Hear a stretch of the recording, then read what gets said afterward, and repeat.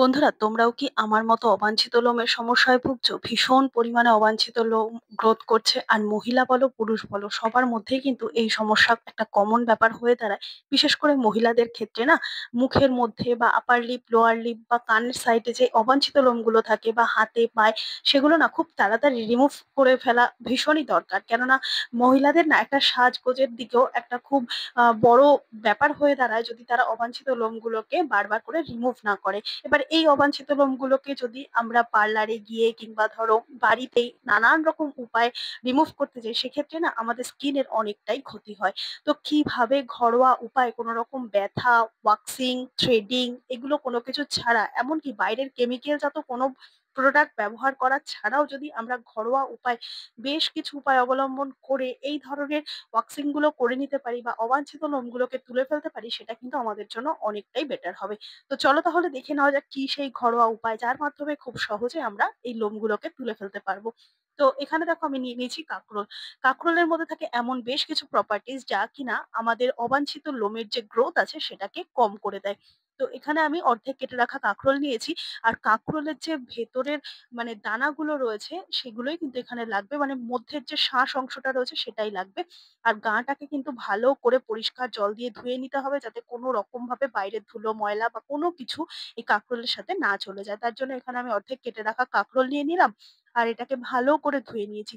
এবার একটা গ্রেটারের সাহায্যে এমন ভাবে গ্রেট করব, বাইরের দিকের যে কাটা কাটা অংশটা রয়েছে সেটা যেন কোনোভাবেই না এর মধ্যে চলে আসে। ভালো মতো গ্রেট করে নেবে ভেতরের এই শাঁস জাতীয় অংশটাকে। তো এইভাবে যদি তোমরা গ্রেট করে নাও, তাহলে এর মধ্যে এমন বেশ কিছু প্রপার্টিজ রয়েছে যা কিনা আমাদের যে হেয়ার গুলো গ্রোথ করে তার ঘনত্ব বা এই গ্রোথিং পাওয়ারটা কিন্তু অনেক ধীরে ধীরে কমিয়ে দেবে। তো এখানে আমি কাঁকরোলটাকে একটুখানি গ্রেট করে নিচ্ছি, বেশি দরকার নেই, হাফ চামচ পরিমাণ গ্রেট করলেই কিন্তু হবে। তো ভালো করে লক্ষ্য করলেই বুঝতে পারবে এখানে কিন্তু খুব বেশি আমি নিইনি, ওই ১ থেকে হাফ চামচের মতোই কিন্তু নিয়েছি। এবার এর মধ্যে বেশ গুলো জিনিস দিতে হবে, কিন্তু সবটাই প্রাকৃতিক।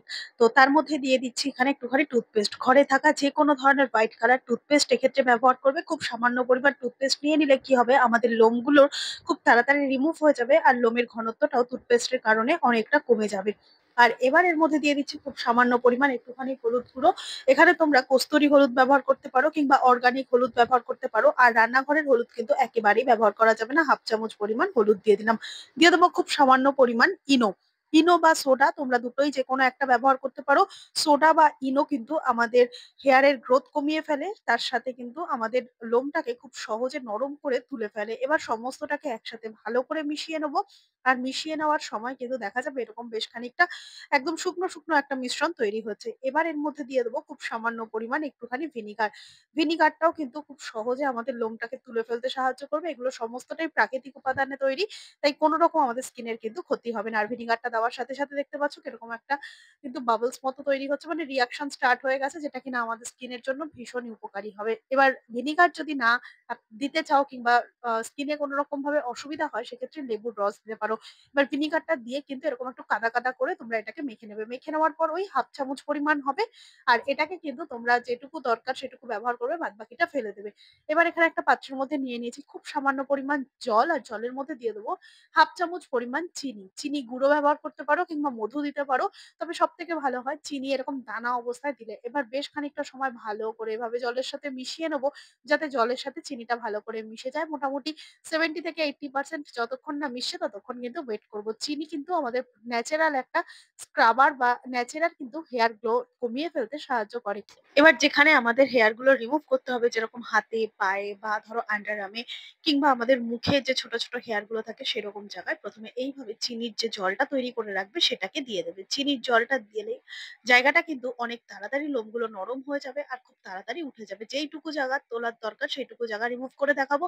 আর তার জন্য কিন্তু এখানে খুব সামান্য পরিমাণ আমি চিনির জল জায়গাটার মধ্যে দিয়ে দিচ্ছি, পুরো জায়গাটা তুলবো না।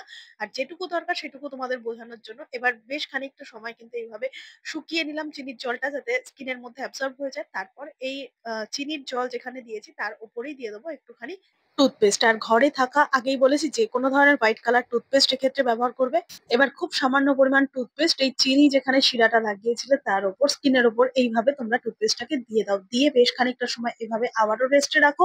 এই চিনি আর টুথপেস্টের কারণে কিন্তু আমাদের লোমগুলো অনেক তাড়াতাড়ি নরম হয়ে গিয়ে খুব তাড়াতাড়ি কিন্তু এই যে সলিউশনটা তৈরি করেছি সলিউশনটা দিলে খুব তাড়াতাড়ি উঠে যাবে। এবার হাতের সাহায্যে এই ঠিক আমরা যেখানে যেখানে টুথপেস্ট লাগাবো ঠিক তার উপর উপরে কিন্তু এইভাবে আমরা এই যে হেয়ার রিমুভের জন্য যে প্যাকটা সেটা তৈরি করেছি সেটাকে এর উপর অ্যাপ্লাই করব। আর এটা কিন্তু খুব হালকা করে দিলে হবে না, হালকা একটু মোটা একটা লেয়ার করে দিতে হবে। আর এইভাবে দেওয়ার পর অন্তত 5 থেকে 10 মিনিট অপেক্ষা করব। আর ধীরে ধীরে দেখবে এটা যেহেতু নিচে নিচে টুথপেস্ট আছে তাই কিন্তু কালারটা সম্পূর্ণ এরকম অরেঞ্জ কালার মতো হয়ে যাবে, বেশ খানিকটা শুকিয়ে গেলে কিন্তু এরকম কালার হয়ে যাবে।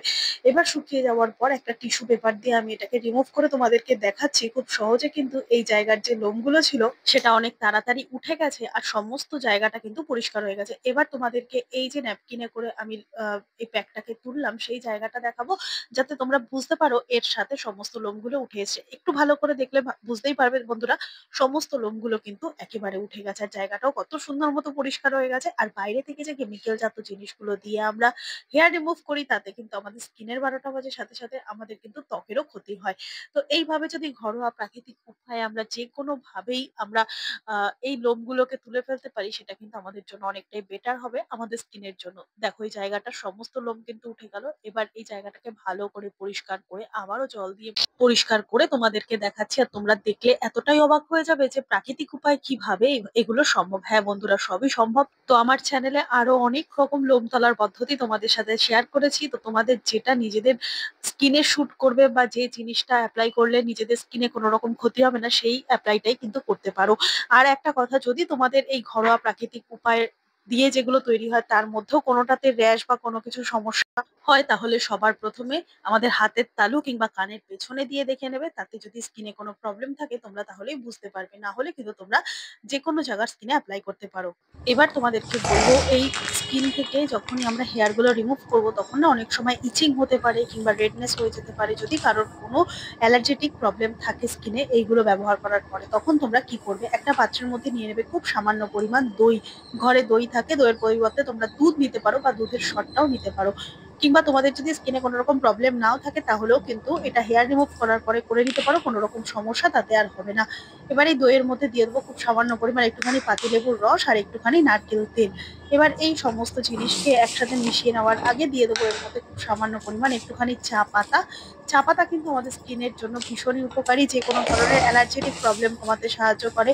এবার সমস্ত কিছুকে একসাথে দইয়ের সাথে ভালো করে মিশিয়ে নেবো। আর মিশিয়ে নেওয়ার পর যে একটা মিশ্রণ তৈরি হবে এখান থেকে বেশ খানিকটা জল জল বা দই দই এটা নিয়ে তোমরা যেখানে তোমাদের স্কিন থেকে হেয়ার রিমুভ করেছো, সেটা হাতে হোক, পায়ে হোক, মুখে হোক, গলায় হোক, ঘাড়ে হোক, যেখানেই হোক, এরকম হালকা করে তোমরা কি করবে, এই লেবুর খোসা থেকে রসটাকে প্রথমে স্কিনের ওপর লাগাবে। যদি কোনো রকম স্কিনের সমস্যা না থাকে তাহলেও করতে পারো, সেক্ষেত্রেও কিন্তু আমাদের স্কিনটা কোনো রকম সমস্যা করবে না। আর বা লাল বা অ্যালার্জেটিক বা ধরো ইচিং কোনো রকম সমস্যা হবে না। এবার কি করবে, ভালো করে লেবুর রসটাকে দিয়ে বেশ কিছুটা সময় ড্রাই করে নেওয়ার পর এই যে দইয়ের মিশ্রণটা তৈরি করেছো এটাকে ভালো করে যেখানে যেখানে তোমাদের সমস্যা হবে সেরকম জায়গায় দিয়ে দেবে।